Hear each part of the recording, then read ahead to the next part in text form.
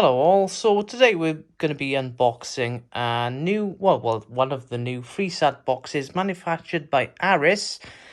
This was announced about 12 months ago and released about 11 months ago. Today is October the 8th, 2021. That's my cat in the background. So I've recently got rid of Sky and I thought I'd give these guys a go.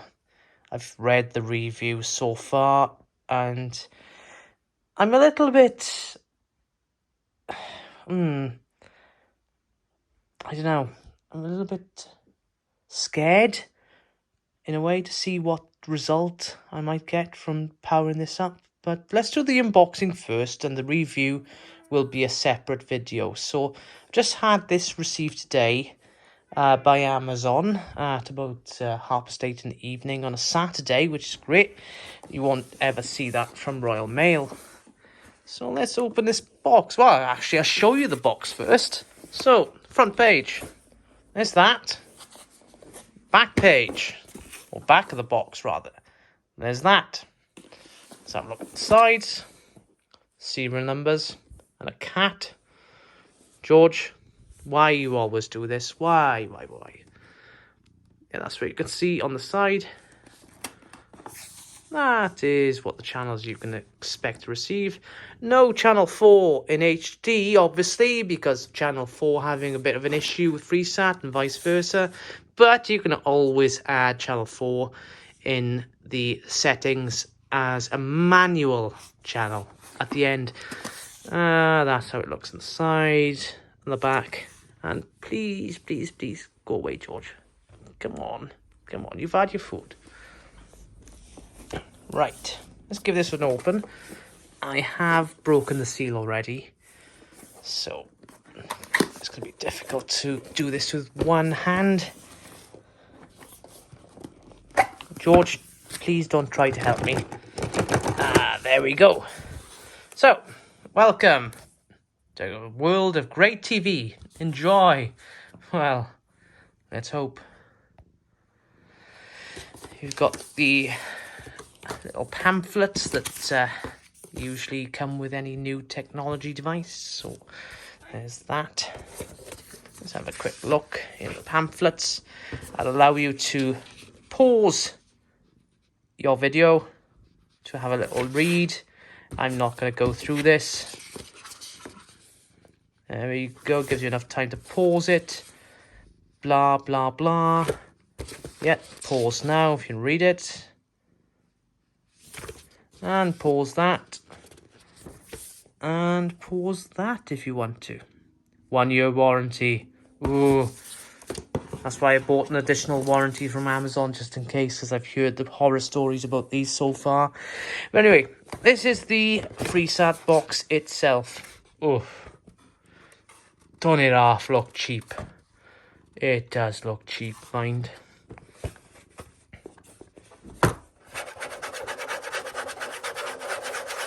Oh, scratchy plastic.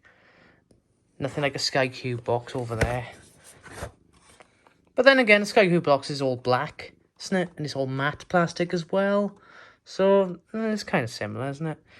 It's obviously manufactured by Arris,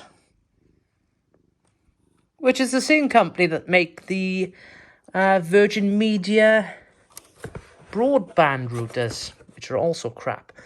I don't know if Arris make the Virgin Media TV boxes. I don't know. The TV 360 boxes, I think they're called these days. Anyway, 2 LNB inputs, 1 HDMI, 1 optical input for audio, one useless USB input, because you can't plug in a USB drive to watch your videos. It's just for development purposes. Ethernet port if you don't want your Wi-Fi to be used. And obviously the power connection. And a fan. One thing that interested me when I first opened this box is this notch here. And when you look a little bit more closely, do you see like the 4 connectors there? There's like a 4 metal connectors in the background. underneath when you look at the motherboard underneath. It kind of reminds me of a SIM slot. I don't know, a SIM slot for an old mobile phone. I don't know if a SIM was intended to be there. Because the width of the gap between the plastic here is exactly the same width of a SIM card. Maybe I'm just being paranoid, but might this have been intended for other markets to have a SIM card inside it? I don't know.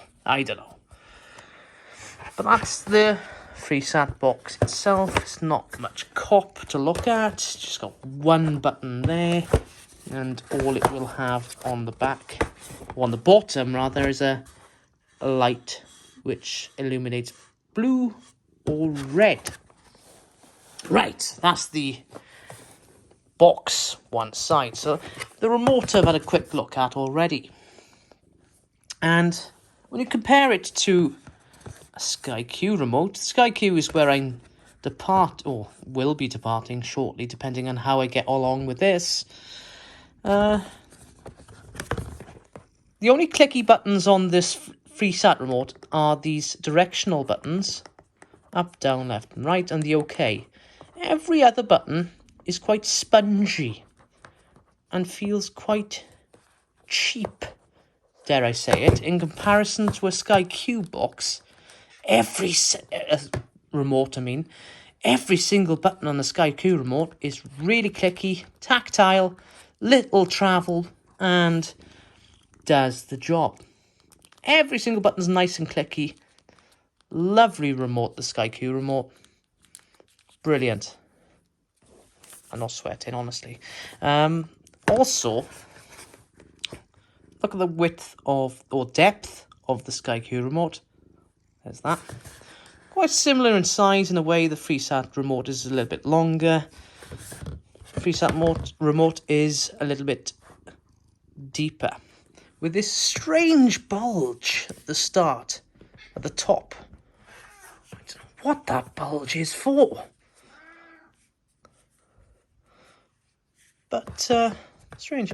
Obviously, the Freesat remote is IR based, infrared based, whereas the SkyQ remote is Bluetooth based. So you won't see any little windows here at the top, because with SkyQ remotes you can just point them anywhere you want, and the SkyQ box will still pick up the signal in the same room for the same box. With this, looking at this so far, is that you will need to tap it or point it close to your Freesat box in order for it to pick up your signal from the remote. But yeah, apart from those four clicky buttons, everything else is quite spongy, and like I said, feels a little bit cheap compared to the SkyQ remote. I do like the easy access buttons, which you'll find on pretty much any TV remote these days, from the likes of Samsung, Hisense, Sony, LG, etc, etc. So yeah, you'll probably be accustomed to these. These are also found on Amazon Fire TV sticks and those Roku boxes that you can get these days. People have said in the reviews that they don't like the layout of the Freesat remote. I think it's fine. The layout's fine, even though the buttons aren't as tactile as the SkyQ remote. It's obviously volume up and down, program up and down, record is there, pause and play, fast forward, rewind. Yeah, the layout is fine, absolutely fine. I can't fault them on that. It's just the buttons are spongy. Let's stick the batteries in with one hand. I like the fact that they've provided alkaline batteries. Oh dear. About time too that many manufacturers of Freeview, Freesat boxes, or maybe TV remote manufacturers for lower end TVs made by Vestel, etc. Turkish company. Not berating them, but they tend to make some cutbacks, and they tend to provide only lead batteries, and you find a little wheelie bin on the battery with a cross through it which says PB underneath it. That means lead, and those batteries don't last anywhere near as long as an alkaline battery. And lead batteries leak as well. So if you leave them unused in a device or remote control car for so long, they'll leak, they'll corrode the connections, and you'll have trouble on your hands. But yeah, alkaline, that's great. Oh yeah, it's got a nice little red light when I press the buttons. So I'm not going to do anything to a Sky Q box, is it? But yeah, I've always missed a little red light on the top of my remote, because Sky Q remotes don't do that. I remember back in the day with Sky Plus remotes used to have a nice little satisfying red light at the top, or green light, to indicate that the remote has sent a signal to your box. So yeah, I like that.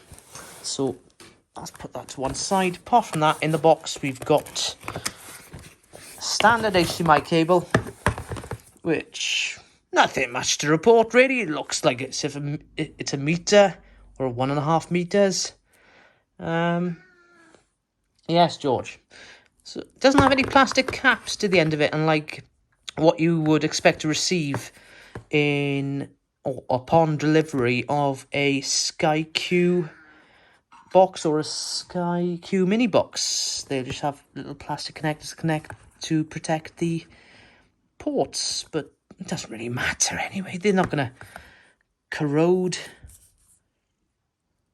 So standard thing. And you've last of all got the PSU. It is let me just have a little look at it myself. So it outputs 12 volts at 3 amps exactly, or 36 watts. Input is 200 to 240 volts for the UK market. Don't know if that can focus, but I'll try my best.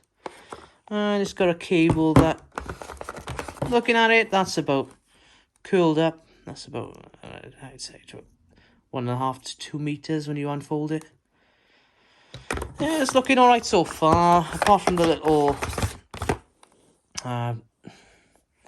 upset about the build quality of the Freesat box itself. I'm looking forward to giving it a try, but I'm not looking forward to that lag that many people have reported in the EPG. But stay posted, and I'll let you all know how I get on with the actual product, and whether or not I'll be going back to Sky Q. Not that I watch much paid-for channels these days. That's one of the reasons why I bought this Freesat box, is because on Sky Q I tend to only watch the free-to-air channels on the Astra satellite at 28.2E, I believe. So why pay for Sky when you can get the channels that you want to watch for free by buying a Freesat box? But then again, you're paying for the quality of the Sky Q ecosystem, aren't you, as well as the channels that you're subscribing to? But I'm baffling on. There's George probably wanting some more food. So I'll speak to you guys shortly. Take care.